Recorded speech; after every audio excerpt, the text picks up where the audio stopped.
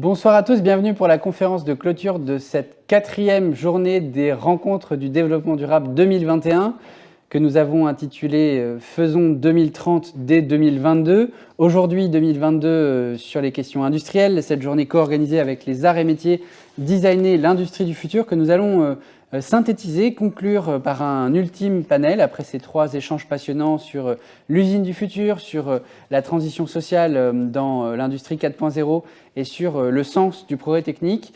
Nous allons pour cela avoir 6 panélistes passionnants. Je vais commencer par présenter ceux qui sont à distance. Vous allez très rapidement reconnaître Anaïs Voigilis, coprésidente de l'Institut Open Diplomacy, géographe, spécialiste des questions industrielles. Rebonjour Anaïs, qui a fait l'ouverture ce matin.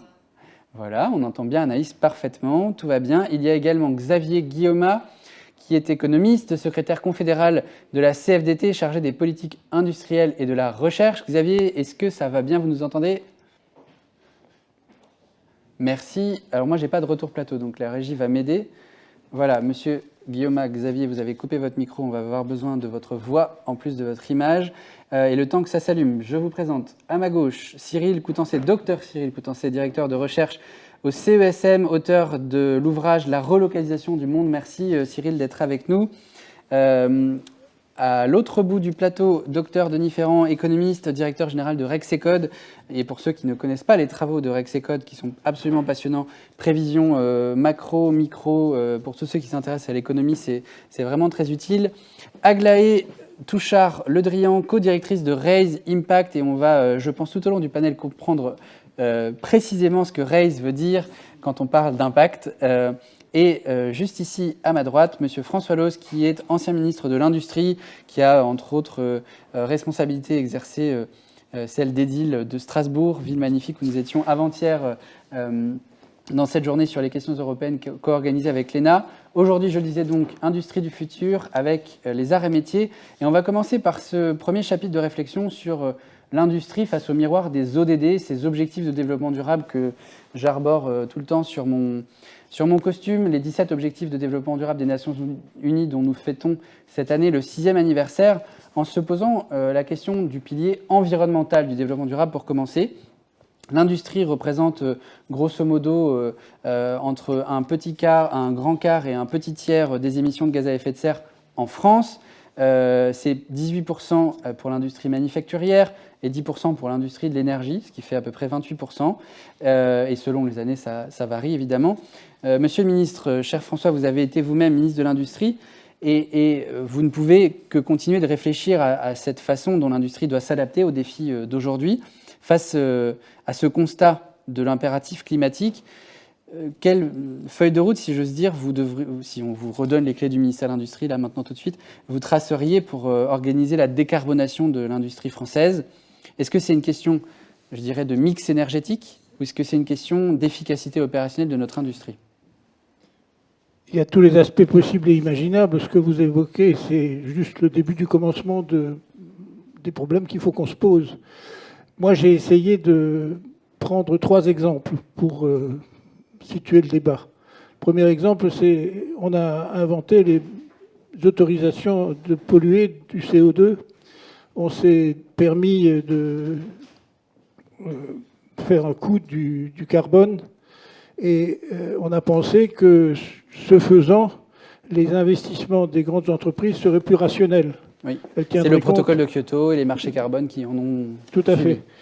Et on se rend compte que ça ne marche pas tellement, mais que c'est une façon de penser intéressante qu'il faut continuer à regarder et que ça fait une différence entre un pays comme la France où on a l'habitude de dialogue franc et massif avec le monde industriel et les États-Unis où on n'ose pas imposer aux entreprises américaines ce qu'on ose faire aux entreprises françaises. Donc premier exemple, le coût du carbone.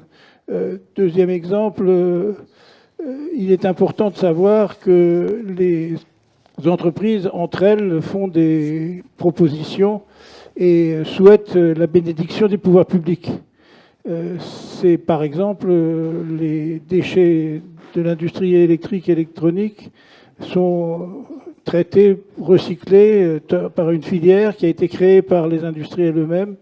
Et donc, il n'y a pas que ce que fait l'État, il y a ce que font les industriels en groupe et qui demandent une bénédiction de leur action.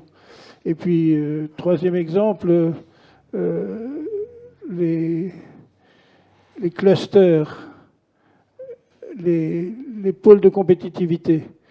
Ça joue aussi pour la meilleure connaissance des possibilités d'investissement, de décarbonation. Si vous prenez un cluster qui veut marcher à long terme, il fait en sorte que entre ces industries d'amont et d'aval, il y a une même vision du futur qui est produite. Et cette vision du futur commune, par exemple, aux fabricants de voitures et aux équipementiers sous-traitants des voitures, s'ils se mettent d'accord sur quelque chose, ça donne beaucoup de puissance à leur action. Et s'ils le font dans la décarbonatation, ça permet d'apporter des progrès. Donc je prends ces trois exemples. Oui, ces trois excellents exemples et je suis sûr qu'on va y revenir parce que ces problèmes de chaîne de valeur, de filière, on va les traiter, ces enjeux d'organisation, d'autorégulation de l'industrie, on va les traiter aussi et on va les traiter non seulement aujourd'hui, mais on a d'autres moments où on va continuer d'y réfléchir et la problématique de l'efficacité des marchés carbone, c'est sûr qu'on va en parler. L'industrie manufacturière, c'est quand même le secteur qui a le plus réduit ses émissions de gaz à effet de serre en France, hein, en les divisant par 2 depuis 1990, avec une contribution significative à la feuille de route française à la COP. Mais il y a aussi la dimension sociale du développement durable. Et donc, pour cela, je voudrais me tourner vers Anaïs Voigilis, je rappelle, hein, géographe, directrice en excellence opérationnelle chez Jones Partners, chercheuse à l'Université de Haute-Alsace et, s'il en est, également coprésidente de l'Institut Open Diplomacy. Anaïs, sur le sujet social de l'industrie, qui est le troisième axe, si j'ose dire, du développement durable, troisième pilier, la désindustrialisation, elle a quand même largement contribué à la perte de notre tissu économique dans les territoires.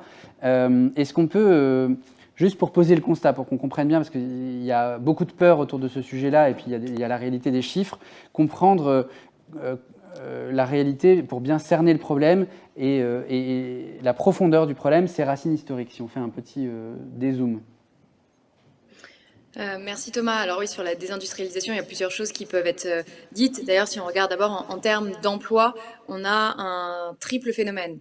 On a un premier phénomène qui est déjà l'externalisation de certaines activités qui étaient avant considérées statistiquement par l'INSEE dans l'industrie manufacturière vers des activités de service. C'est par exemple quand les entreprises tournant des années 90 décident d'externaliser les activités jugées non cœur de métier, donc comme la logistique, la maintenance. Donc on a là pas vraiment on a une perte d'emploi industriel, mais pas forcément une destruction d'emplois en tant que tel. La deuxième chose, c'est les gains de productivité très forts et qu'on devrait continuer à avoir si l'industrie du futur et toutes les technologies qu'elle sous-entend se développent, qui ont induit aussi une destruction d'emplois industriels. Et la troisième chose dont tu parlais, c'est la désindustrialisation qui est souvent liée soit à la destruction brute d'activités industrielles, des fermetures d'usines, soit des délocalisations, c'est-à-dire qu'on a des entreprises qui étaient en France et qui ont délocalisé leur production, soit en Europe de l'Est, soit en Asie. Et souvent, ces délocalisations, elles ont commencé par les grands donneurs d'ordre. Si je prends l'exemple de l'automobile, c'est le donneur d'ordre Renault ou PSA qui décide, par exemple, de déplacer une usine d'assemblage en dehors de France. Et donc, comme on a des standards industriels, notamment avec le juste à temps et tous les principes du lean management, qui a induit un déplacement aussi de ses sous-traitants et donc de toute la chaîne industrielle, la chaîne de valeur, et donc à déstructurer les écosystèmes productifs. Et tout ça, ça induit un triple impact, on va dire. Un, la déstructuration des écosystèmes productifs. Aujourd'hui, on a des écosystèmes productifs français qui sont affaiblis, voire inexistants. En tout cas, on n'a plus là le tissu industriel aussi fort qu'en Italie ou en Allemagne. La deuxième chose, c'est qu'en perdant beaucoup d'activités industrielles, on a aussi perdu des compétences et des savoir-faire clés. Par exemple, on a des industriels, et notamment dans le domaine du textile et de des questions ces derniers temps qui peinent à recruter parce que en délocalisant, on a arrêté de former et donc on n'a plus les compétences clés. Et puis on voit aujourd'hui les difficultés que les industriels ont à recruter. C'est un frein potentiellement à une renaissance en France. Et la chose, c'est que ça induit un triple sous-investissement. Alors un sous-investissement qu'on lit pas forcément de manière claire dans les données économiques qu'on peut avoir. Il y a un sous-investissement dans les compétences, il y a un sous-investissement dans les sites productifs. Alors si on regarde statistiquement, les industriels français ont plutôt investi, mais plutôt dans le logiciel que dans l'outil productif en tant que tel. Donc on voit qu'on a un outil productif plutôt vieillissant. Et on a aussi une question à voir sur la qualité de l'investissement. C'est pas parce qu'on investit qu'on fait le bon investissement pour répondre à la demande. Et la dernière chose, c'est un sous-investissement dans l'innovation et la R&D. Ça, on le voit à travers aussi le pourcentage, le poids du PIB, enfin, en termes de PIB consacré à la recherche chaque année. Et à travers ça, c'est aussi un phénomène de la désindustrialisation, c'est-à-dire qu'on a pensé, et c'était tout le schéma qui a justifié les délocalisations et la désindustrialisation, qu'une économie moderne n'avait plus besoin de sites productifs, et donc on pouvait se concentrer sur les étapes amont et aval, et qu'on pouvait confier à des tiers ce fait de produire. Or, on se rend compte que la force des écosystèmes, c'est aussi d'avoir un lien très fort entre lieu d'innovation et lieu de production pour avoir des allers-retours réguliers et donc une capacité à innover plus rapidement. Et on se rend compte, il y a des choses très criantes, c'est que dans toutes les innovations qui sont en train d'émerger et notamment qu'on met en avant comme des solutions pour relever le défi climatique, eh bien, un certain nombre ne sont pas faites en France, voire même pas du tout en Europe. Je pense on n'est pas les leaders du véhicule électrique, on n'est pas les leaders de l'hydrogène, on a pris du retard dans beaucoup de sujets et on n'investit pas suffisamment dans, par exemple, l'informatique quantique, etc. Donc ça montre bien que la désindustrialisation, eh bien, ce n'était pas qu'une histoire d'usine, ça a été une histoire de tout un pays qui a aussi peut-être perdu un peu l'envie de créer, d'innover à travers ce sujet. Anaïs, on va évidemment poursuivre la réflexion à l'échelle de la politique industrielle tout au long de cette table ronde et aussi sur les sujets d'investissement dans l'industrie, dans le tissu productif avec Aglaé et Denis notamment. Mais je voudrais continuer un peu sur ce fil social parce que évidemment, le chômage de masse, on l'associe souvent au mythe de la délocalisation. Or, fondamentalement, la perte nette d'emploi liée aux délocalisations, elle est relativement portion réduite dans le phénomène du chômage. La crise de 2008 a été beaucoup plus dangereuse et l'austérité budgétaire qui en a suivi, qui n'était pas forcément adaptée également. Donc, gardons quand même ça en tête pour pouvoir regarder précisément si tout ce qu'on entend aujourd'hui sur le regain de souveraineté industrielle, avec aussi un mythe de la relocalisation, ça peut ramener des emplois de qualité et durables en France, savoir si c'est un mythe ou une réalité. Et pour ça, je voudrais me tourner, s'il est bien connecté avec nous, vers Xavier Guillaumat, je rappelle, qui est économiste et secrétaire confédéral de la CFDT chargé des politiques industrielles et de la recherche. Xavier, est-ce que vous êtes avec nous ? Je suis avec vous. Est-ce que vous m'entendez ? Super. Donc voilà, est-ce que mythe ou réalité, ces relocalisations, est-ce qu'on va pouvoir en faire des emplois de qualité et durables pour notre pays ? Merci en tout cas de l'organisation de cette table ronde et ces connexions ou interactions avec plusieurs des interlocuteurs qui ont abordé beaucoup de choses dans cette journée très riche. Pour le coup, nous sommes confrontés à trois contextes, à la fois le contexte sanitaire, à la fois le contexte de la transition numérique et puis finalement cet impératif de transformation écologique. Ce qui amène à se resituer sur au moins 3 points d'un point de vue, en tout cas d'un point de vue de représentants de salariés et de travailleurs et de travailleuses en France. Donc, d'abord le rapport au travail, ensuite la notion d'emploi, et puis enfin la nécessaire formation pour accompagner ces transformations et ces changements. Alors, ce que nourrit comme nouveau paradigme la crise sanitaire, et la transition numérique et puis les transformations écologiques, c'est à la fois effectivement pour le travail en tout cas de nouveaux rapports avec le temps et l'espace. Le temps sur effectivement le rapport au temps qui se trouve donc modifié, et le rapport également à l'espace. Le rapport au temps, on l'a vu dans cette crise sanitaire.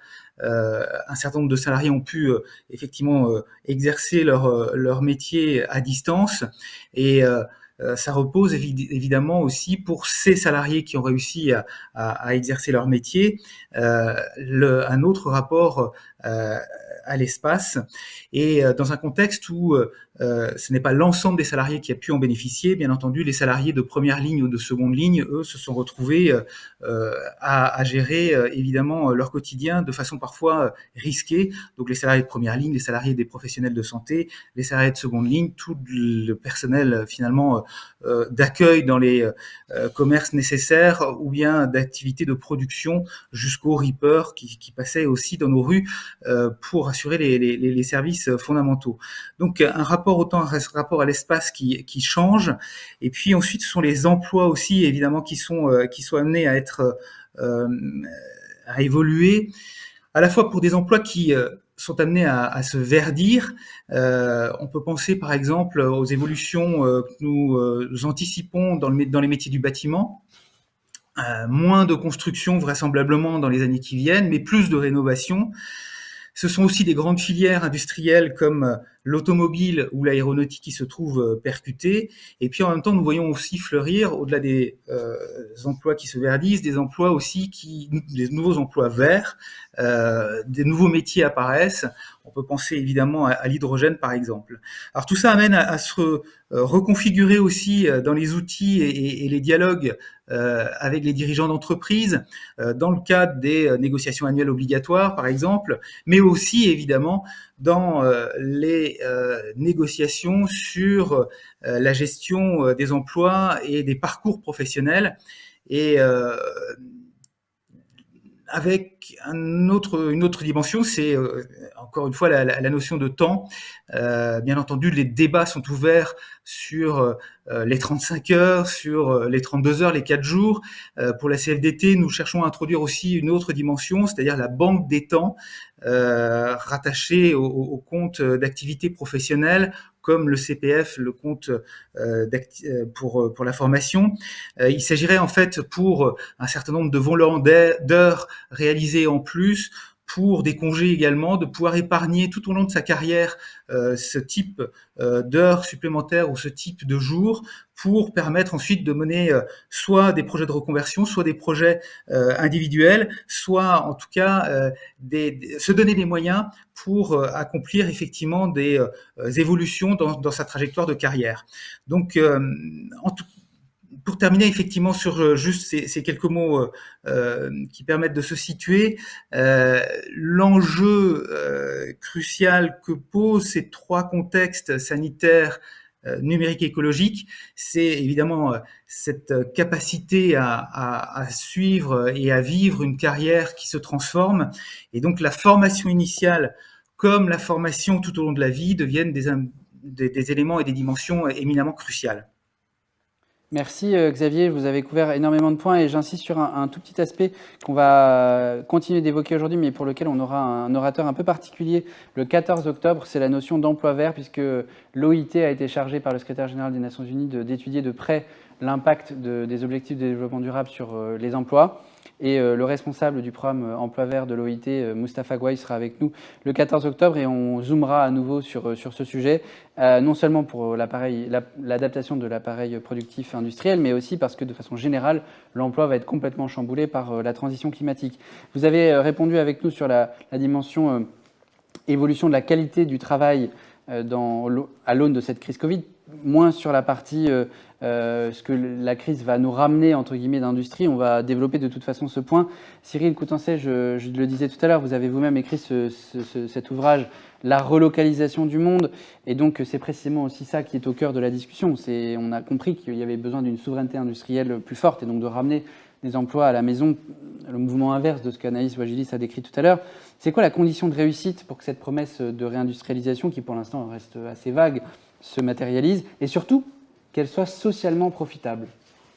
Alors, je vais peut-être m'intéresser à la question sociale dans un premier temps, après on pourra revenir sur les conditions, mais la question sociale, en fait, souvent, et parce que c'est ce qu'on a vécu, on a l'impression effectivement, comme ça va être, on va avoir affaire à des usines plus numériques qui auront besoin de moins d'emplois, ça va occasionner de la destruction d'emplois. Ce qui est vrai en partie, on le voit par exemple avec le passage à la voiture électrique, oui. Les fonderies ferment, et donc il faut requalifier, former des gens pour occuper ces emplois. Mais le problème majeur, à mon avis, qui est devant nous, et ça concerne quasiment tous les pays développés, Chine compris, c'est un problème de population active, parce qu'on est confronté à un vieillissement de la population qui est majeur. On a une diminution de la population active, que ce soit en France. Alors la France, c'est encore moins, pas trop concernée, mais ça va venir. L'Allemagne, pareil. L'Allemagne est déjà concernée, il y a une diminution qui est forte. La Chine a ces problèmes-là, le Japon, etc. Et donc, le problème essentiel, ça va être d'attirer des jeunes et des gens vers l'industrie. Et le problème qu'il y a en France, c'est que l'industrie a une mauvaise image. C'est vrai que quand on parle de l'industrie, quand on évoque l'industrie, on la montre plus à la télévision sur les sites qui ferment que sur des sites qui ouvrent. Il y a un autre problème aussi qui est frappant, c'est que avec le mouvement de métropolisation qu'on a eu, les usines ne sont plus dans les villes. Hein. On a encore une station de métro qui est Javel, André Citroën. Voilà, avant les usines effectivement étaient dans les villes et donc les jeunes pouvaient aussi connaître, comprendre ce qu'était une usine. Hein. Aujourd'hui en France, on a plus de 65% des sites industriels qui sont dans des villes de moins de 20 000 habitants. Plutôt en périphérie de ces villes d'ailleurs. Plutôt en périphérie. Donc il y a une coupure forte entre les jeunes et l'industrie qu'ils connaissent mal, en fait, qu'ils connaissent peu. Auparavant, en plus, on avait des embauches qui étaient beaucoup un peu sur le modèle d'héritage. Les parents travaillaient dans une usine, on allait dire aux enfants, bah, tu vas te faire embaucher aussi là-bas. Et il y avait une connaissance un petit peu du monde industriel qui se faisait. C'est-à-dire cette coupure entre les jeunes urbains des métropoles ou des quartiers populaires, c'est exactement la même chose. Elle se retrouve vis-à-vis de l'industrie, vis-à-vis de l'agriculture. Il y a un lien qui s'est coupé. Et donc, qui fait que les jeunes qui rentrent sur le marché du travail n'auront pas pensé spontanément industrie. Donc il y a un gros travail à faire et à mon avis c'est le problème majeur qu'on a devant nous, c'est-à-dire diminution de la population active et donc attirer vers un univers qu'on ne connaît pas, qui a une image un peu moyenne et ça il y a un chantier absolument considérable. Absolument. Donc là c'est plutôt pour la deuxième partie de ma question et je sais que ça tient à cœur aux Arts et Métiers qui est une des rares écoles d'ingénieurs qui forment encore des vrais industriels, donc je le dis avec la ferveur dont leurs étudiants nous ont parlé de l'industrie aujourd'hui. Mais sur le mythe de la réindustrialisation, de la relocalisation, c'est l'objet de votre ouvrage, les conditions de succès de cette espérance, c'est quoi ? Alors, si c'est possible aujourd'hui, c'est simplement parce qu'on a des innovations techniques, technologiques qui sont arrivées à maturité. La globalisation, elle s'est faite sur des innovations matérielles, en l'occurrence le porte-conteneurs, les câbles sous-marins, c'est ça qui a permis la globalisation, sinon on n'aurait pas eu cette capacité à produire en Chine et puis à faire revenir ces produits. Si on a une capacité à relocaliser certaines productions, pas tous, c'est parce qu'on a des robots industriels notamment qui sont, grâce à l'intelligence artificielle, beaucoup plus capables de faire des choses. Mais vous voyez, ça ne concerne pas tous les secteurs. Les robots aujourd'hui sont pas en capacité de manier des matières souples. Donc pour le textile, ce sera compliqué. Mais dans certains secteurs, donc robots industriels, intelligence artificielle, on a la 5G qui arrive là, on aussi. raisonne encore qu'en termes de capacité technologique. Et si on raisonne en termes géopolitiques, parce que c'est ça aussi, être incapable de produire du Doliprane, du paracétamol en Europe, c'est... En fait, sur ce raisonnement, c'est la question que, c'est la question que j'ai soulevée avec la globalisation. En fait, on peut avoir tous les discours qu'on veut pour la globalisation, pour la relocalisation. Ce qui compte, c'est est-ce que c'est matériellement possible, est-ce que c'est techniquement possible et est-ce que c'est rentable. Si ces deux conditions sont pas réunies, ça ne peut pas se produire. Aujourd'hui, ce qui change, c'est que techniquement, c'est envisageable dans certains secteurs, c'est rentable dans certains secteurs, et donc on peut avoir intérêt à rapatrier certaines productions. Mais il ne faut pas rêver. Les industriels, de toute façon, ou les entreprises, vont pas produire à perte. Bien donc sûr. si c'est possible, oui, ça se fera. Entendu. Je me tourne vers vous, Denis Ferrand. Le titre de l'ouvrage qu'Anaïs a coécrit avec un de nos intervenants ce matin pour une renaissance industrielle, il porte sur cette notion assez fleurie, qui date quand même de quelques siècles de renaissance. Le terme est fort. La question que je posais à l'instant à Cyril Coutancet sur les conditions de possibilité de ces relocalisations, de ce retour de l'industrie chez nous, je vous les pose en termes économiques, dans les mêmes termes que ce que j'ai posé à Cyril, mais je voudrais poser 2 questions supplémentaires. Denis, je sais que vous allez être tout à fait capable de les traiter les 3 d'un coup. C'est vraiment cette question géopolitique, c'est-à-dire est-ce qu'on a aussi, au-delà de l'intérêt économique, pas un intérêt politique à opérer cette réindustrialisation ? Pour les raisons qu'on sait, on est quand même dans des batailles de rivalité technologique entre la Chine et les États-Unis qui nous rendent, nous, Européens, en hypertension constante. Et on l'a vu sur l'affaire des sous-marins, ça a des conséquences immédiates sur des programmes industriels qui ont mis des décennies à se construire. Et donc, si tant est que cette renaissance industrielle satisfaisait les conditions géopolitiques et économiques dont on va parler, est-ce qu'elle pourrait être réellement riche en emplois ? Cyril a plutôt l'air de dire que ça va plutôt ramener des robots que ramener des emplois. Alors, il y a des emplois derrière les robots, mais du coup, qu'est-ce que ça induit en termes d'emplois réels créés in fine ?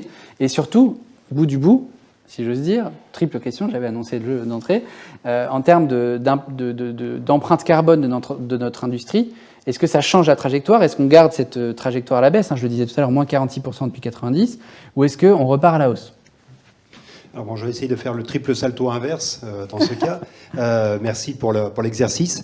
Tout d'abord, peut-être en commençant par la dernière observation, il est très important de garder présent à l'esprit que l'industrie a effectivement réduit de 46% ses émissions depuis 1990.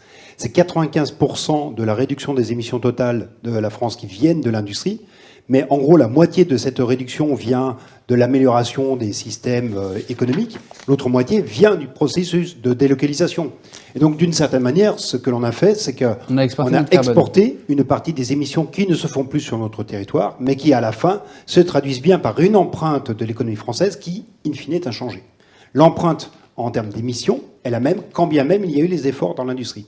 Et pour autant, l'industrie est probablement la solution, en tout cas recèle de la plupart des solutions pour pouvoir atteindre cet objectif de réduction des émissions. Et à mon avis, cela aura aussi un aspect très important sur l'attractivité des métiers pour l'industrie, parce qu'effectivement, il y aura des robots, comme vous l'évoquiez à l'instant, mais il y aura aussi besoin de personnes derrière ces robots. Et d'une certaine façon, l'industrie vient donner du sens à un métier. Ce que l'on cherche de plus en plus au moment d'exercer un métier, au moment de choisir une filière professionnelle dans laquelle on s'oriente, c'est aussi de savoir si ce métier va donner un sens important à mon activité. Cette quête de sens, c'est quelque chose qui est très exacerbé aujourd'hui dans la recherche. On l'a vu avec les étudiants des arts et métiers, qui est une école qui forme des cadres de l'industrie, qui disaient aujourd'hui, nous on veut des emplois verts, on n'ira pas dans certaines entreprises industrielles là où on produira du carbone. Tout à fait. Et c'est vrai que l'industrie est précisément un peu à la croisée de ces différents chemins. Chemin géopolitique également, qu'il faut aborder, parce qu'on a bien vu combien l'industrie était le secteur qui vient poser les questions de souveraineté. Derrière l'enjeu des batailles Chine, États-Unis, se pose clairement la question de la souveraineté. Souveraineté qui passe en premier lieu, en amont de la réalisation de procédés industriels ou de produits industriels, qui passe aussi en amont sur la maîtrise de ce qui est au cœur de l'industrie, à savoir l'énergie, mais également les matières qu'elle vient transformer. De l'industrie, c'est de la transformation de matières dans des conditions de plus en plus efficaces, de plus en plus rentables également. Donc ce sont ces différentes facettes qu'il faut avoir présentes à l'esprit. Donc penser aujourd'hui une souveraineté industrielle sans penser les conditions de l'approvisionnement énergétique, sans penser les conditions de la sécurisation aussi d'approvisionnement en termes de matières premières, eh bien c'est peut-être chercher une quête assez vaine. Mais clairement, il me semble que l'industrie est apporteuse de solutions. Elle est aussi apporteuse d'un sursaut de croissance, parce que quand on regarde la contribution de l'industrie à la croissance d'ensemble de l'économie, c'est elle qui apporte l'essentiel des gains de productivité dans une économie. Et il n'y a de croissance dans une économie qu'à condition de la mobilisation de capital, de la mobilisation d'hommes et de femmes. Mais bon, on a bien compris effectivement qu'avec la réduction de la population active qui est devant nous, eh bien, il y aura de moins en moins de progression de l'emploi. Mais surtout, la croissance, elle se fait par les gains de productivité. Et l'industrie est la promotrice de plus de la moitié des gains de productivité qui existent dans une économie. Et c'est ça, en fait, sa contribution. Elle est triple. Alors, je ne sais pas si j'ai fait les 3 saltos. Si, c'est parfait. Mais sa contribution, elle est là. Elle vient apporter une réponse au sens que chacun va donner à son métier, parce qu'elle est promotrice des solutions. Elle vient aussi peut-être redonner les moyens de faire les éléments de la conciliation, parce que faire de la transition énergétique sans qu'il y ait une promesse de croissance ou en tout cas d'évolution des revenus, on risque de n'avoir ni l'un ni l'autre. Ni l'un ni l'autre. C'est exactement la question que je voulais poser à Anaïs Vagelis. Donc on va faire pas un triple salto, mais un swing immédiat. Anaïs, l'industrie pourvoyeuse de solutions technologiques pour réduire nos émissions de gaz à effet de serre, c'est une question qui est quand même très importante dans un contexte où, comme Denis l'a rappelé, c'est certes la principale contribution à la réduction de nos émissions, mais c'est surtout grâce au fait qu'on a beaucoup mis notre carbone ailleurs, d'une certaine manière. Alors, dans solutions pourvoyeuses de solutions technologiques, et là, on pensons tout de suite au secteur des transports, qui représente 35% des émissions de gaz à effet de serre en France, au secteur du bâtiment, qui représente 18% des émissions de gaz à effet de serre. Est-ce qu'on peut déjà se faire une idée de ce que l'industrie peut nous apporter pour relever le défi climatique ? Alors c'est une très très large question, je ne suis pas sûre de pouvoir apporter toutes les réponses. Il y a une première chose, on a beaucoup parlé pendant ces 3 à 4 dernières années de l'industrie du futur. Et qu'est-ce que l'industrie du futur? C'est un ensemble de briques technologiques qui permettent d'améliorer la productivité des sites industriels, leur compétitivité, et aussi d'essayer de mieux répondre à la demande par exemple, la recherche de personnalisation, le développement de services associés aux produits grâce aux données, etc. Mais on voit bien que la meilleure maîtrise des flux peut déjà être une réponse alors sur la question de la décarbonation, sur d'autres questions qui ont attrait à la biodiversité, à la question environnementale plus large. Dans ces briques technologiques, on a par exemple l'impression 3D qui peut permettre de produire différentes natures de pièces en ne produisant qu'à partir de la matière nécessaire et donc éviter des pertes matières. On a la robotique dont il a été question qui peut permettre d'aller plus loin que ce que fait l'homme, et puis on a les données qui permettent de maîtriser les paramètres influents de production. Par contre, je crois qu'il ne faut pas se limiter... L'industrie a sa propre décarbonation, mais elle peut aussi apporter des solutions aux autres secteurs de l'économie. Alors, on peut apporter d'autres réponses aux autres secteurs de l'économie, mais si tu me permets, Thomas, je voudrais quand même insister sur plusieurs points. C'est-à-dire que les réponses, ça va être par les technologies qu'elle peut développer, les produits qu'elle va développer et qui peuvent être mis au service d'autres secteurs de l'économie. Mais l'enjeu, en général, du sujet de la nation reste très limité à la production. D'ailleurs, on parle souvent de la décarbonation de nos sites de production, et on a une difficulté à raisonner en termes de chaîne de valeur. Et je crois qu'il faut regarder tous ces points à travers la chaîne de valeur complète et regarder quels sont les points les plus émetteurs de CO2. Et là, on se rendra compte que, même si on relocalise certaines activités, si on reste sur une logique d'assemblage de produits en France, alors nous ne résoudrons que partiellement le problème. Il y a une autre chose que l'industrie peut faire, c'est aussi repenser la conception de ces produits, notamment l'emploi des matières, réfléchir à des approvisionnements plus locaux pour restructurer ces écosystèmes dont je parlais au début, et puis travailler sur de nouveaux modèles économiques, notamment autour de l'économie circulaire, penser des produits avec une solution de recyclage, etc. Le choix des matières est vraiment très important parce qu'on parle beaucoup de décarbonation. Il faut savoir que si je regarde l'industrie textile, une majorité des vêtements que nous portons restent produits à partir de matières qui sont dérivées du pétrole. Donc on a ici un problème auquel il va falloir s'attaquer, et donc qui nécessite une réflexion sur l'origine des matières premières, comment on se débrouille pour avoir assez de matières premières pour répondre à nos besoins. Et la dernière chose, c'est qu'il y a un sujet d'infrastructure. On parle en ce moment beaucoup de questions d'énergie à la suite des coupures d'électricité en Chine, mais la question de la capacité à avoir des infrastructures qui nous permettent de répondre à notre nouvelle manière de produire est vraiment essentielle. Si je prends l'exemple de l'acier, quand on parle d'acier vert, ça a du sens si on a des infrastructures qui permettent de produire de l'énergie verte et d'approvisionner en conséquence les sites.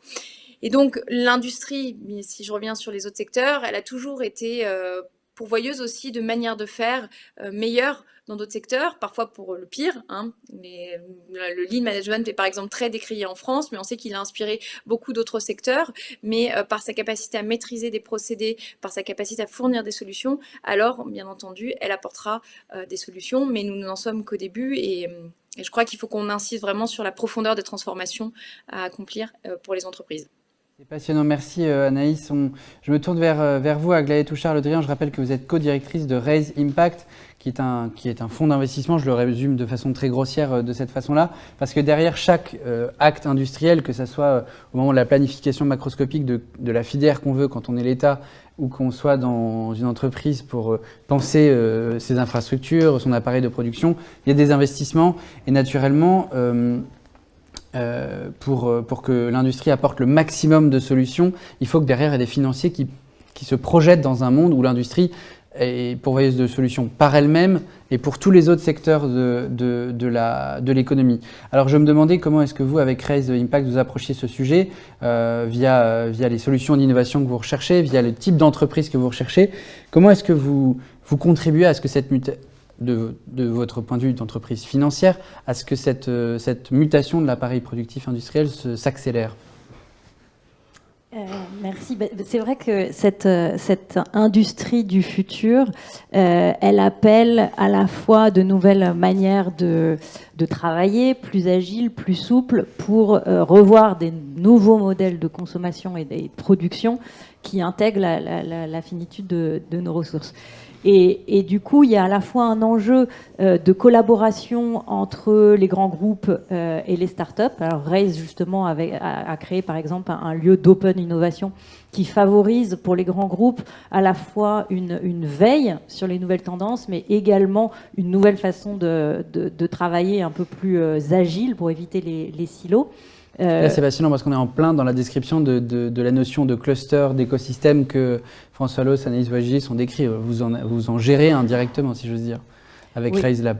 Exactement. Mais c'est vrai que je pense que les grands groupes aujourd'hui ont quand même, pour la plupart, pris en compte déjà l'ampleur des mutations nécessaires, de la revue, on en parlait tout à l'heure, de leur cycle de vie de l'amont à l'aval. Ils ont les moyens de le faire. Et pour moi, l'enjeu aujourd'hui, c'est vraiment aussi l'accompagnement de la transformation durable de toutes les PME et de toutes les ETI qui forment le tissu industriel français, qui représente plus de 99% des entreprises françaises. Et avec justement un fonds d'investissement comme Raise Impact, on essaye d'accompagner la transformation de ces entreprises au-delà en fait de la simple prise en compte des enjeux environnementaux et sociaux, mais en accompagnant des entreprises qui repensent leur modèle vers la résolution des enjeux actuels.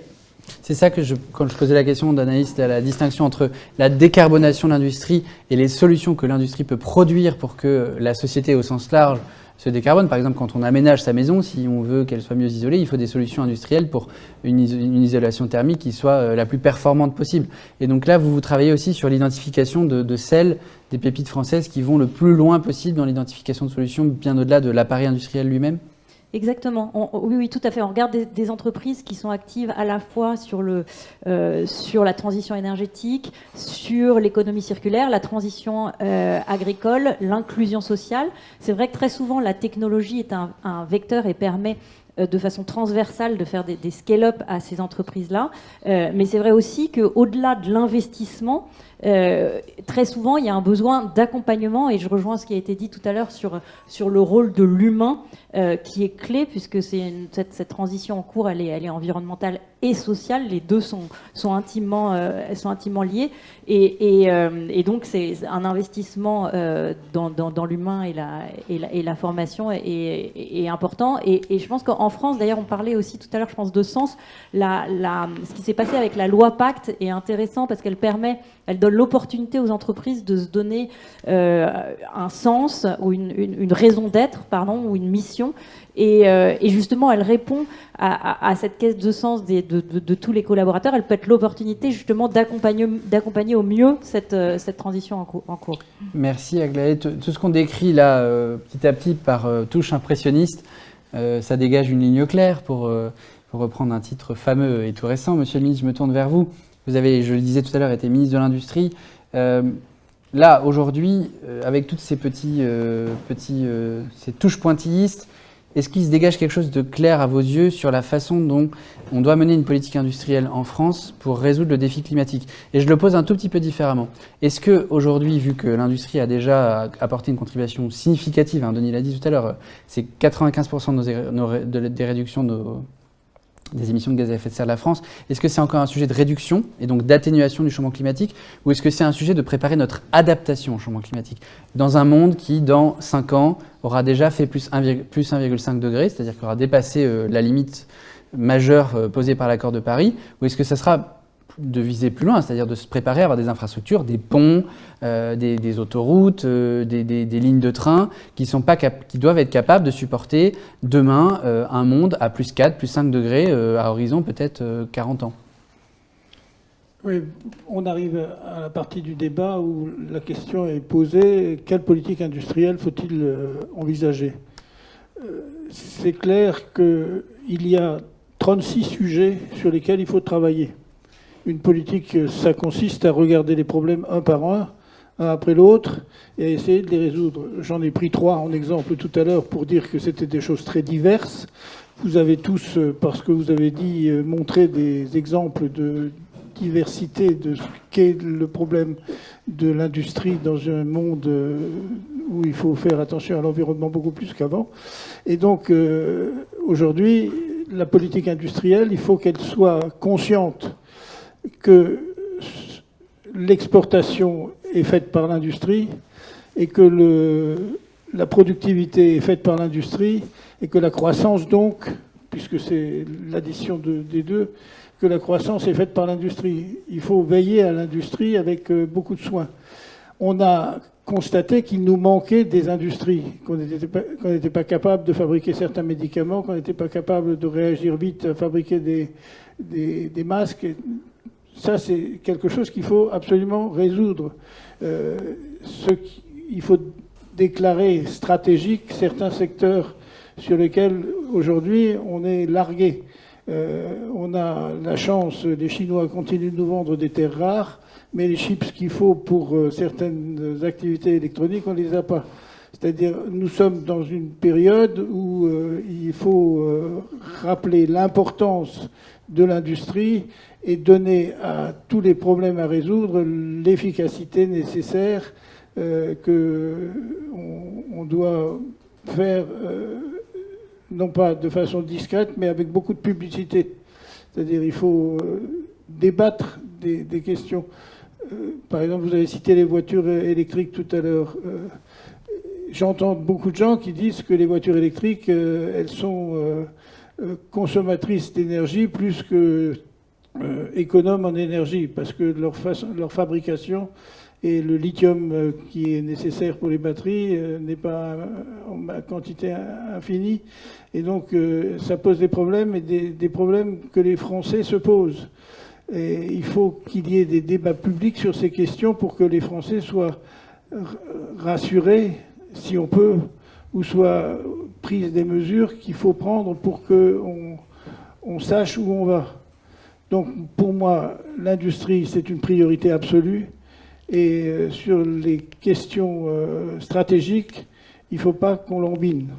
Merci, monsieur Le. Je rappelle, d'abord parce que vous êtes l'Européen de l'étape, si je veux dire, avec Strasbourg, capitale parlementaire de l'Union européenne, qu'on est en pleine conférence sur l'avenir de l'Europe et que cet événement des rencontres du développement durable sert aussi aux citoyens à s'informer pour pouvoir participer à ce débat public sur les priorités. Donc, comme vous y avez appelé de vos voeux, j'enfonce le clou en disant que c'est une opportunité qui a été offerte par les institutions communautaires, le Parlement, le Conseil et la Commission, de réfléchir aux priorités. Mais si je reviens un tout petit peu en arrière, parce que moi, j'ai vraiment cette question qui m'interpelle de savoir où flécher nos moyens pour être le plus utile possible. Et je me tourne à nouveau vers vous, Aglaé, parce que vous, c'est votre métier de flécher des moyens, si j'ose dire. Est-ce que notre sujet, vu le panel qu'on a dressé, là, le tableau qu'on a fait, ça va être d'essayer d'investir notre épargne, nos capitaux dans une industrie qui développe des solutions décarbonées, vu tout le chemin qui a déjà été parcouru, ou est-ce que c'est celui d'une industrie, ça peut être les deux à la fois, hein, by the way, qui tient compte des scénarios du GIEC. Le scénario le plus optimiste du GIEC, c'est on va finir à plus 3,7 degrés. Sachant que je rappelle qu'au-delà de plus de degrés, le GIEC nous disait en gros, on ne sait pas à quoi va ressembler la planète. on est incapable de prévoir les phénomènes météorologiques qui se prévoient. Donc quand vous avez un pont qui se dilate, quand vous prenez une autoroute, vous avez bam bam bam, c'est parce qu'il y a la dilatation mécanique du pont qui est liée au phénomène de chaleur. Plus de degrés, le pont il se dilate peut-être un peu différemment et ça finit à Gênes, cette affaire. Donc comment est-ce que quand vous placez vos moyens, vous réfléchissez est-ce que vous pouvez intégrer, modéliser à partir des scénarios du GIEC? Est-ce que ça fait partie de vos métiers? Je sais que vous avez aussi travaillé à la Banque européenne d'investissement, de prendre ça en compte. Est-ce que c'est possible, tout simplement? Parce que peut-être que c'est pas possible. Et est-ce qu'il faut prioriser donc plutôt sur l'atténuation ou sur l'adaptation? C'est un vaste sujet et effectivement, je crois qu'il faut, on doit prendre en compte à la fois l'atténuation et l'adaptation, ce que les investisseurs de façon générale commencent de plus en plus à intégrer. C'est vrai que c'est toute la question de regarder les conséquences à la fois de l'entreprise sur l'environnement et de l'environnement sur l'entreprise, donc d'intégrer ces facteurs-là. Et de plus en plus, l'adaptation reste aujourd'hui le parent pauvre. On a beaucoup investi sur les nouvelles technologies. On doit maintenant penser l'adaptation, notamment dans les pays en développement. Donc oui, ce sont effectivement deux aspects que l'on regarde et qui sont clés. C'est essentiel. Denis, je me tourne vers vous pour poursuivre le sujet parce qu'on est en plein en ce moment à Bruxelles avec cette fameuse taxonomie sur les actifs bas carbone, en train de réfléchir à la façon de penser comment flécher l'argent, comment attirer les capitaux publics, les capitaux privés vers ce qui fait la transition très concrètement. Et ça pose une question de l'efficacité des outils macroéconomiques qu'on emploie dans le domaine industriel, mais de façon plus large pour avancer le plus vite possible avec nos moyens dans ce domaine-là. Et je voudrais vous poser une question élémentaire. Est-ce que vous pensez qu'il vaut mieux privilégier l'approche qui est actuellement sur la table d'une taxonomie, c'est-à-dire qui détermine ce qui est vert, ce qui n'est pas vert, et donc en fin de compte on revient à une forme de paradigme socialiste où on vous disait c'est social ou c'est pas social, avec un État qui dit ce qui est bon, ce qui est pas bon, ou est-ce qu'on donne par des signaux fiscaux en fonction des émissions de gaz à effet de serre, ce qu'on n'a pas réussi à faire jusqu'à présent avec les taxes carbone, on sanctionne le prix du carbone, on réinternalise les externalités négatives des émissions de gaz à effet de serre. Le paradigme me semble avoir complètement changé, et François Allot se rappelait tout à l'heure que les marchés de gaz à effet de crédit carbone, ça existe depuis l'adoption du protocole de Kyoto, donc 97, ratification en 2003 pour l'Union européenne. Ça semble avoir complètement échoué parce qu'on n'a pas un crédit carbone qui a un prix qui signifie quelque chose. Donc le mécanisme libéral par la fiscalité ou la réinternalisation des externalités semble avoir pas marché. Est-ce que pour autant la taxonomie, qui n'a pas évacué les marchés carbone, peut nous aider à aller plus loin ?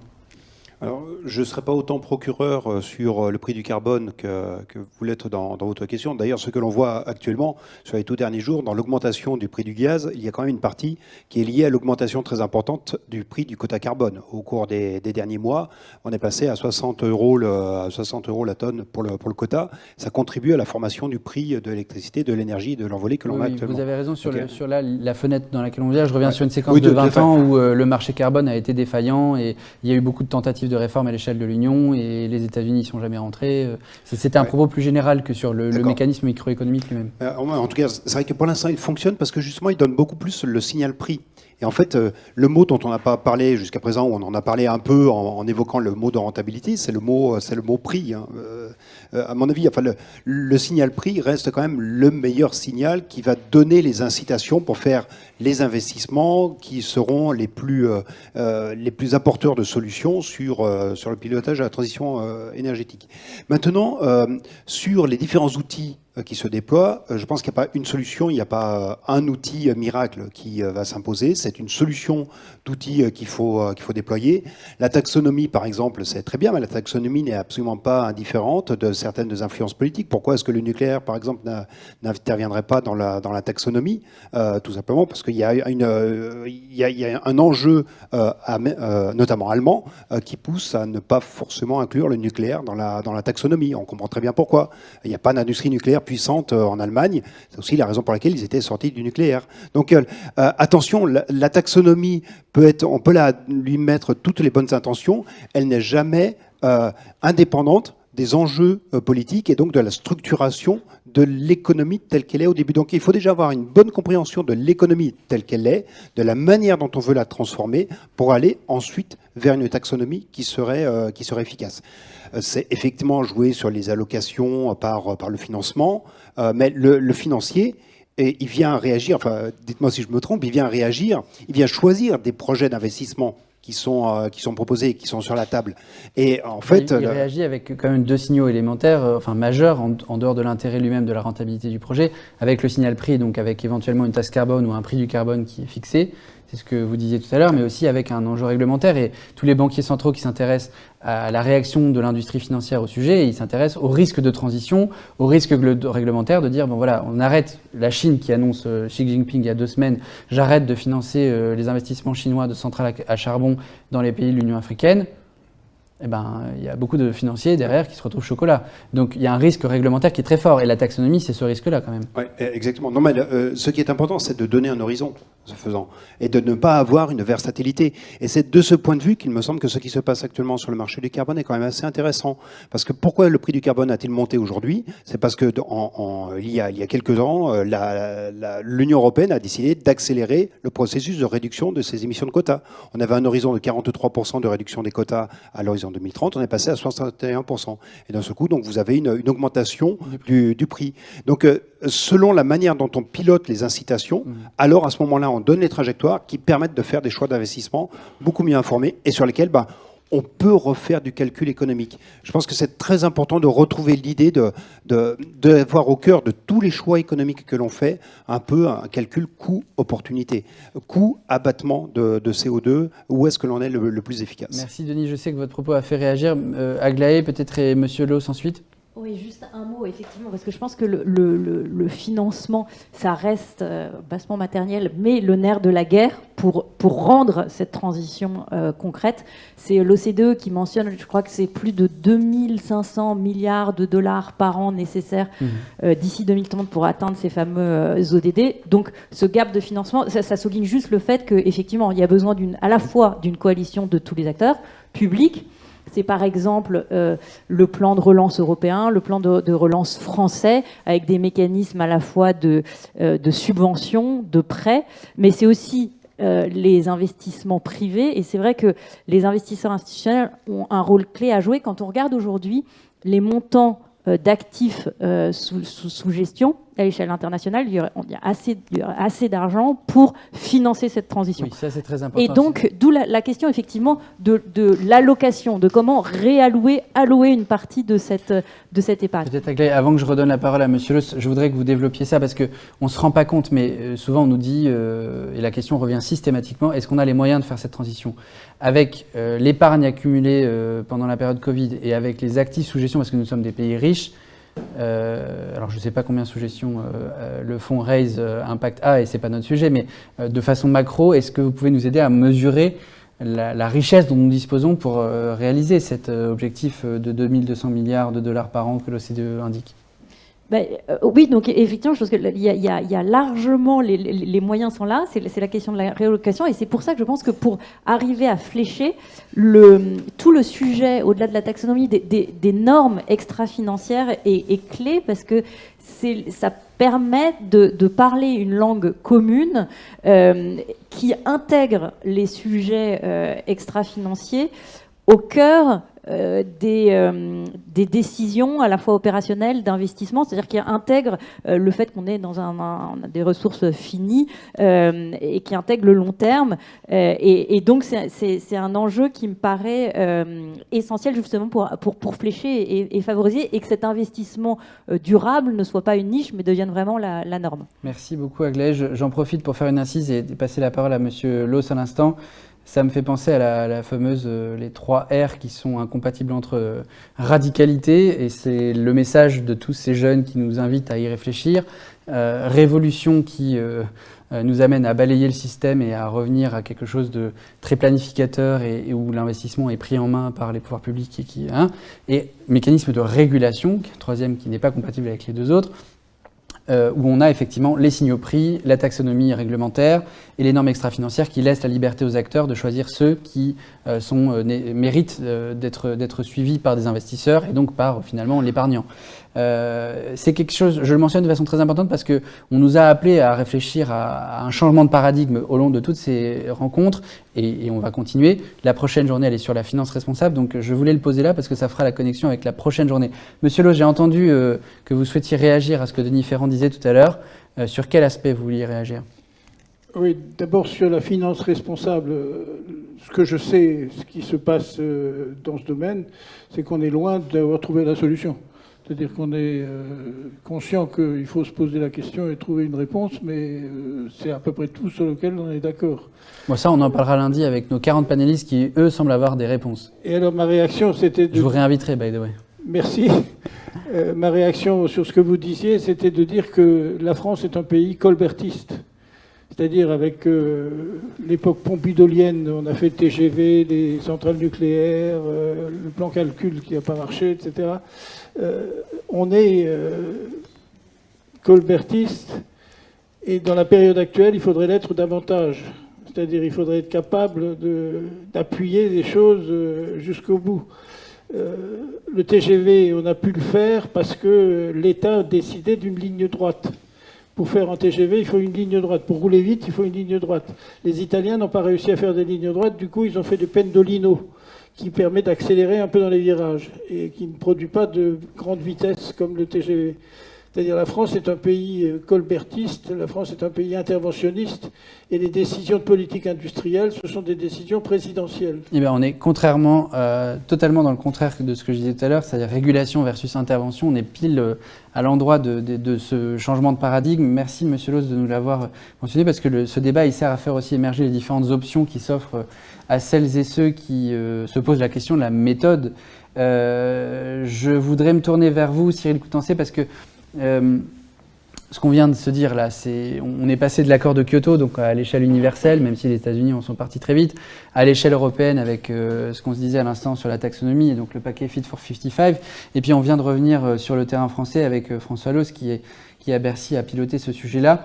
La question que je me pose, qui est très élémentaire, c'est quelle est l'échelle la plus utile pour nous Français d'employer pour penser ce sujet de la révolution industrielle ? Il y a l'échelle européenne, évidemment, et dire on en revient sur la question de la taxonomie, des normes, etc.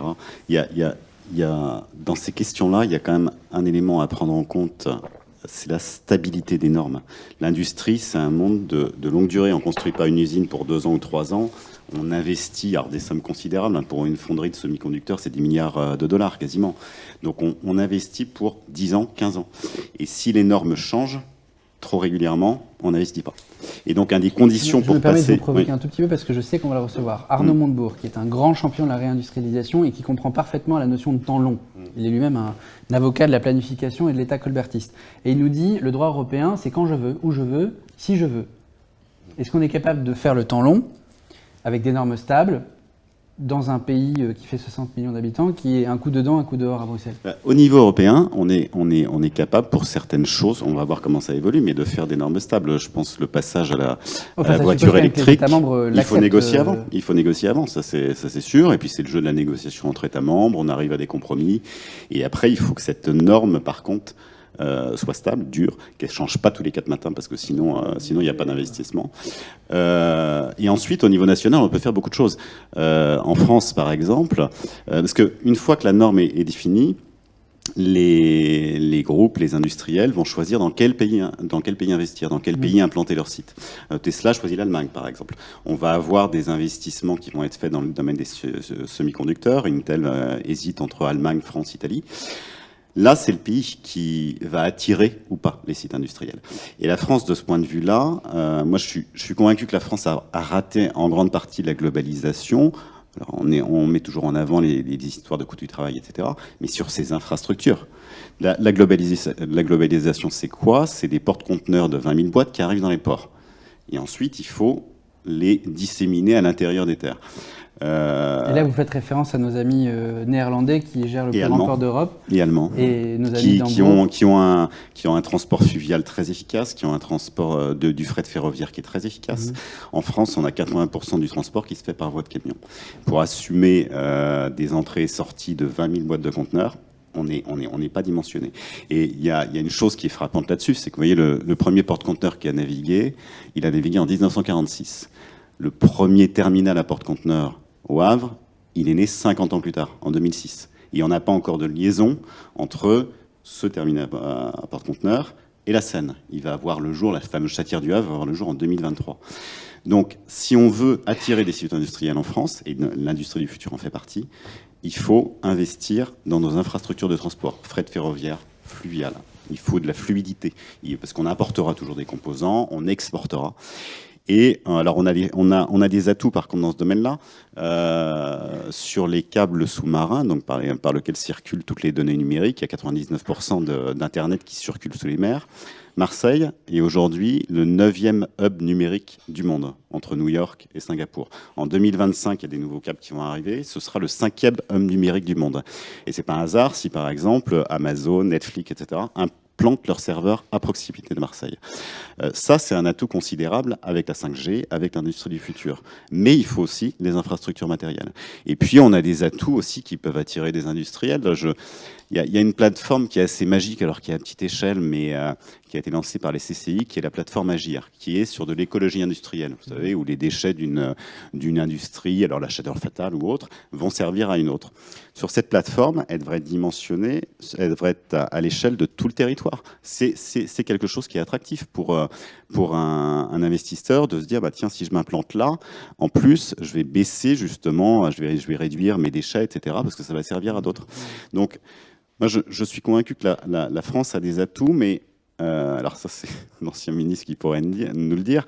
Je pense que le ministère de l'Industrie devrait être couplé au ministère des Transports, parce que les deux vont de pair. Vous évoquiez le TGV, on a tout mis sur le transport de passagers.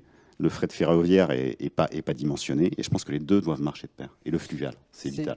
Et c'est comme ça qu'on attire des sites. Vous mentionnez, par exemple, vous parlez de Marseille, de ces câbles, des data centers de Netflix. Ça dégage de la chaleur, cette chaleur on peut la récupérer. On est donc dans une économie beaucoup plus circulaire qui capte ces déchets. Et je parlais tout à l'heure des paradigmes d'intervention versus régulation. Il y a aussi le paradigme de l'autorégulation d'une filière industrielle entière qui s'organise autour de sa capacité à reprendre ces déchets. C'est par exemple le cas de la filière des déchets en carton. Citeo fait partie des mécènes de l'Institut Open Diplomacy sur cette opération. Et Citeo, c'est une entreprise qui est née de l'autorégulation du système, qui s'est dit ces déchets, c'est trop bête de les perdre. On va organiser le tri, les normes de packaging pour que ces déchets ne soient jamais perdus. Et là, on est en plein dedans. Il y a un autre élément de paradigmatique qui apparaît. La conversation devient un peu trop théorique pour 18h34, mais je ne perds pas le fil du temps. Je voudrais poser moi-même une dernière question, et j'invite le public à évidemment poser ses propres questions qui pourront apparaître à l'écran. Je voudrais poser en tout cas moi une dernière question à Xavier Guillaumat, parce que tous ces éléments de transition qu'on vient d'évoquer, que ça soit dans un paradigme interventionniste ou régulatoire ou autorégulatoire, dans tous les cas, il faut l'accompagner, cette transition, parce que les Français ont besoin d'y croire, ils ont besoin de s'y projeter, ils ont besoin de s'assurer que leurs emplois ils seront intéressants, qu'ils auront du sens, qu'ils seront formés pour ça, qu'ils pourront durer. Ça suppose un consensus social qui aujourd'hui n'existe pas du tout en France. Et ça suppose donc des syndicats qui font partie de la transition. Comment est-ce que vous évaluez l'inclusion des syndicats, de la CFDT singulièrement, mais de toutes celles et ceux avec lesquels vous collaborez, dans le processus de cette transition, Xavier ? La transition, effectivement, se discute avec les travailleurs, les travailleuses, et chacun finalement à sa façon, dans les panélistes, l'a évoqué sur effectivement ces mutations qui transforment les métiers, qui amènent effectivement à se projeter sur des natures d'emploi complètement différentes et des activités effectivement qui là aussi sont de nature évolutive. Pour le coup, en tout cas, là je pourrais parler qu'au nom de la CFDT, mais la CFDT se définit comme acteur de changement. Le morcellement, effectivement, aujourd'hui, du paysage syndical comparativement à d'autres pays, par exemple comme l'Allemagne, amène effectivement à réfléchir sur des alliances ou sur des connexions qui peuvent être possibles à plusieurs endroits quand même. Il n'y a pas non plus que des batailles de rue qui se déroulent, mais simplement effectivement, pour la CFDT, encore une fois, ce qui nous importe, et notamment ce qui a été exprimé aussi dans la journée d'ailleurs par rapport aux jeunes générations qui évoquent elles aussi une certaine forme d'éco-anxiété ou bien de solastalgie, puisque c'est le terme à la mode, repartir sur un univers de possibles, revenir sur un récit beaucoup plus positif est quand même aussi un élément important. Et pour le coup, non seulement le récit d'ailleurs, mais le transcrire évidemment en action. Et retrouver du pouvoir d'agir fait partie, en tout cas, des démarches qui sont celles de la CFDT, à la fois évidemment à l'intérieur des entreprises, avec, dans le cadre du dialogue social, dans les instances représentatives du personnel, donc la négociation, les comités socio-économiques. Nous avons aussi un certain nombre d'initiatives qui sont en cours à l'intérieur des entreprises, notamment les Sentinelles vertes, avec notre fédération sur les conseils de la communication. Et pour le coup, ce sont des salariés qui sont ou à la fois syndiqués ou non syndiqués, qui sont accompagnés, sensibilisés, formés aux questions de développement durable et qui vont, à l'intérieur de l'entreprise, en tout cas, permettre de faire avancer les dirigeants pour améliorer le fonctionnement de ces entreprises, donc sur ces paramètres. Et puis ensuite, des liens aussi d'ailleurs en interne des entreprises avec les réseaux comme pour Réveil écologique, donc les étudiants qui sont sortis de nos grandes écoles. Et puis enfin, à l'extérieur des entreprises, c'est l'alliance aussi que nous construisons avec plusieurs syndicats et des ONG dans le cadre du pacte de pouvoir de vivre, alors qui va annoncer un certain nombre de préconisations également le 12 octobre prochain. Ce pacte de pouvoir de vivre qui agrège plusieurs ONG ainsi que plusieurs syndicats nous a permis, par exemple, puisque l'industrie a été plusieurs fois citée dans les différents propos échangés, de permettre d'étudier à fond une industrie, donc celle de l'automobile. Et le rapport qui a été édité entre la CFDT et la Fondation Nicolas Hulot a permis effectivement de pointer, en tout cas d'anticiper déjà l'évolution de l'industrie par rapport à l'électromobilité. On sait que les Hauts-de-France sont surtout, ce sont toutes des régions les principalement impactées. On a effectivement ces usines, ces gigafactories avec les batteries qui vont arriver, et en même temps des emplois qui dans le thermique sont amenés effectivement du coup à disparaître ou en tout cas à diminuer. Renault la semaine dernière a annoncé d'ailleurs à nouveau un plan social pour 2000 salariés et tout en recrutant aussi 2500 salariés. Donc d'un côté le thermique, de l'autre côté l'électromobilité. On voit bien que là aussi les mouvements sont assez significatifs. Et donc, du coup, avec, pour FNH et la CFDT, d'abord, le fait de pointer qu'en termes de gouvernance, les dirigeants de cette filière ont besoin de changer de prisme et changer de pied par rapport aux politiques qui ont été menées pendant 10 ans, 15 ans de délocalisation.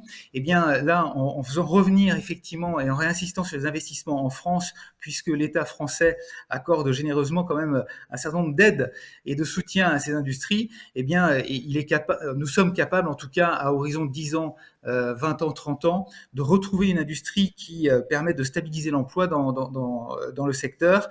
Et ça, c'est la démonstration qui est portée dans le rapport qui a été édité donc sur la fin juin, avec en tout cas des impacts qui sont bien minorés par rapport aux trajectoires prévues par les industriels eux-mêmes. Donc effectivement, retrouver du pouvoir d'agir, ça reste le discours, ou en tout cas l'engagement aussi de la CFDT pour accompagner ces transitions. Les études qui sortent sur ces derniers mois, ces dernières semaines, on peut penser à celle du Shift Project, on peut passer à l'ADEME, on aura dans quelques jours aussi celle j'oublie le nom, pour le coup, montre que globalement, l'emploi, globalement en nombre, se situe dans un étiage positif. Pour le Shift Project, on se situe plutôt autour de plus 300 000 emplois, c'est-à-dire 800 000 emplois qui disparaissent, mais 1,1 million qui réapparaissent, ou qui en tout cas sont créés dans le cadre de cette transition écologique. Donc rassurons également ces jeunes générations, allons de l'avant, la transition écologique ce sont aussi des opportunités, emplois qui verdissent, nouveaux emplois verts, en tout cas c'est le langage encore une fois que nous cherchons à apporter et la contribution pour aujourd'hui dans ces échanges. Merci. Merci Xavier Guillaume, vous avez en disant ces mots toucher l'essentiel de ces rencontres du développement durable, c'est-à-dire apporter des éléments de réponse aux questions que les Français se posent directement, notamment l'avenir de leur emploi à l'aune de la transition écologique.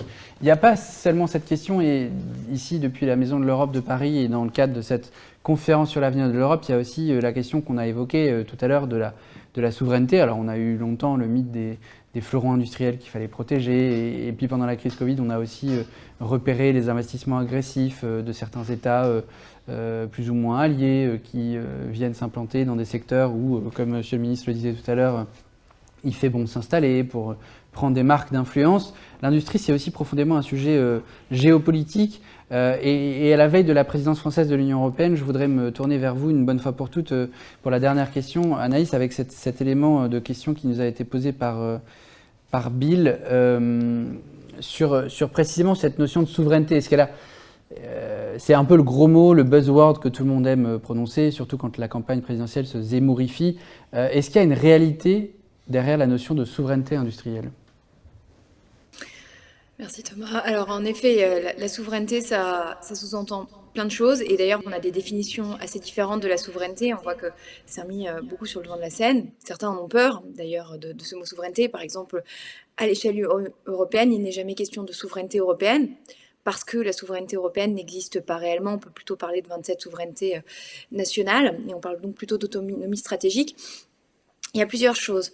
On a en effet besoin de renforcer la souveraineté, en même temps il faut faire un exercice de lucidité qui est de se dire qu'il est impossible d'être totalement souverain, totalement indépendant, puisque ne serait-ce que sur l'approvisionnement des matières premières, on se rend compte qu'aujourd'hui on a pris un tel retard dans notre capacité ne serait-ce qu'à avoir des entreprises européennes qui sont capables d'extraire et de transformer des matières premières, enfin de faire le raffinage des matières premières, qu'on est dans une situation de dépendance très forte à l'égard de l'Asie, par exemple, si on prend les composants nécessaires pour une batterie à destination d'un véhicule électrique. Maintenant, la souveraineté, c'est quelque chose qu'il faut construire, qu'il faut renforcer à l'échelle française, mais ne pas la penser comme un repli sur soi. On voit beaucoup, tu citais Éric Zemmour, mais on voit beaucoup de ces mouvements nationalistes monter un peu partout en Europe qui prônent à la fois le repli à l'échelle nationale, donc le détricotage de l'Union européenne, mais aussi le repli par rapport au monde. Et c'est une illusion, et je crois que si nous ne devons pas être naïfs dans la mondialisation, nous ne devons pas construire une stratégie industrielle qui serait repliée sur elle, parce qu'elle est une illusion et elle n'est pas souhaitable pour notre pays. Nous devons continuer à rester ouverts à nos partenaires européens et au reste du monde, parce que la destruction que nous allons rapatrier en France, il faut aussi se dire qu'on va détruire des choses ailleurs, et donc il faut arriver à en fonctionner en bonne intelligence, que nous n'arrivions pas dans une situation d'appauvrissement généralisé. Merci beaucoup Anaïs Vagilis, merci Monsieur le ministre François Loos, merci Aglaé Touchard-Le Drian, merci Denis Ferrand, Cyril Coutançais, Xavier Guillaume pour toutes ces contributions extrêmement riches. On l'a dit tout au long du panel, il y a l'argent, le nerf de la guerre qui se joue derrière ces questions de capacité d'investir, de designer, comme je le disais au début de cette journée, notre industrie du futur. C'est l'objet de la prochaine et 5e journée des rencontres du développement durable 2021, celle de lundi 4 octobre, dédiée au sujet Investir la finance responsable, que nous organiserons, l'Institut Open Diplomacy, avec l'EDEC Business School, après cette journée passionnante sur l'industrie co-organisée avec les arts et métiers. On se donne rendez-vous lundi. Vous êtes déjà très très nombreux, plus de 3000 à avoir participé aux rencontres du développement durable. J'espère que celui-ci de panel, comme tous les autres, vous donneront envie de revenir. Bon dimanche, à très bientôt.